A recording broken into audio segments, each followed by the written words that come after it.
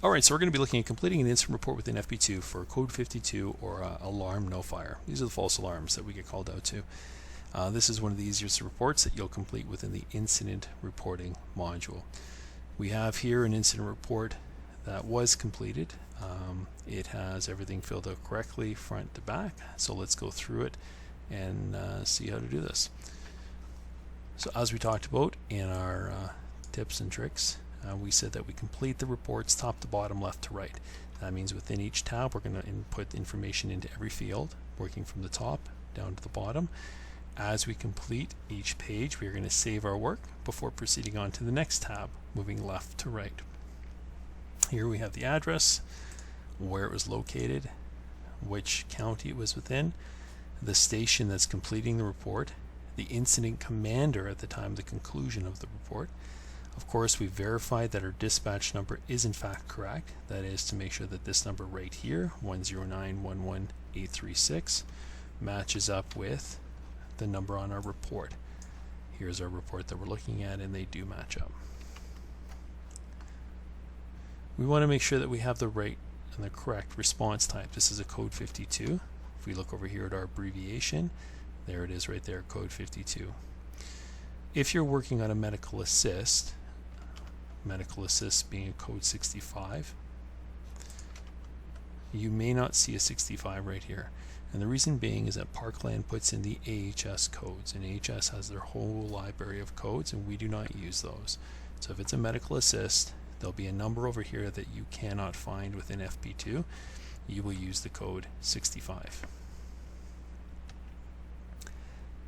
Okay, so after the information is entered, we hit enter or the green check mark to save it before moving on to the next tab. Here we're going to put in our information, our times. So we have the times from our report. We jump down to the bottom. False alarms typically only have a single station response, and so there's very limited information you have to sift through. It makes it a little bit easier. In dispatch time, this first column, this is actually the alarm time right here. So we want to look for the shortest time, which is typically going to be the actual station time. So in this case, 20:46:38, that's what gets inputted. When was the first unit wheels out of the station? Okay, and that's right here, 20:48:34. Where they stood down, or did they make it on scene? In this case, they were on scene at 20:51:49. Clear of scene at 21:04:42. And lastly, back in service, we're going to choose the latest time, which is 21:18:58. When you input your numbers, you only have to type the numbers themselves. The colons, once you click out of the box, will self-populate. Police, ambulance, if they had responded, we can fill this information out. If they did not, which is the case for a false alarm, we're going to leave this blank. But if you are, what detachment are they from? Who was the officer in charge? Incident number, this is important to get from them before the RCMP leaves scene. When were they on scene, and were they there before or after the fire department?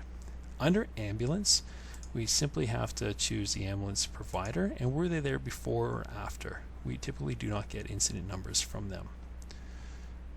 We're going to save our work, go on to the next tab.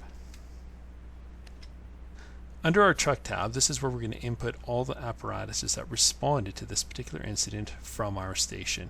So by clicking on the green plus mark on the right hand side here, it'll add a line.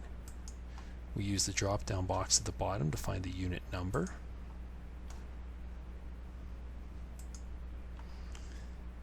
It will pull the times from the previous tab. So notice how it's pre-populated. Alarm, depart, time on scene, all of these times have been pre-populated from the previous window. This is why we save before we move forward. If I need to change for whatever reason, let's say that this unit left scene a little bit sooner. It left scene at 2100 and it was back in service right away, 2101.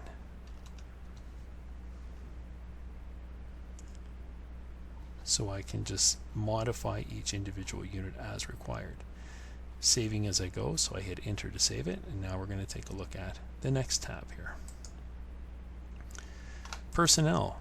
So we can see here that we have 3 individuals already tagged onto this file. Let's add one more. Go to a different station. Once you enter an individual, you can assign them to a unit if they actually did respond. Again, it's going to pull the times from the truck chart onto that individual personnel. We're going to denote if they were driving an apparatus or not, and if they were, which apparatus. Did they wear SCBA, and did they wear it in hazard? The number box is for the number of cylinders they consumed, and the SCBA pack number, the identification. Is this person not supposed to be paid for some reason? If that's the case, we check no pay. Report author, are they one filing the report? And there is just going to be one person filing the report, and this person's already in there. Not at scene simply means they did not leave the station. They got to the station, but they did not leave. That can happen for one of two reasons. One, they got there and the resources have already left and they weren't required. Or two, they were stood down prior to departing the station with a resource. So if we look up here, we have 1, 2, 3 people who responded with an apparatus. The fourth individual was not assigned to an apparatus, right here, and it was marked no under at scene. This means they made it to the station, but they did not respond. Lastly, we're going to jump all the way down to our notes section. We're not required to fill out any of this other information here at this time, so we go to notes, and under remarks, this is where we are going to type in the remarks, the notes from the incident. This is your report for the incident. Okay. When you're typing out your report, be cognizant of spelling, grammar. Any spelling mistakes are going to be redlined, just like they are in most word processors. By right-clicking on it, it will give you some options as to spell check. So we'll have a look here.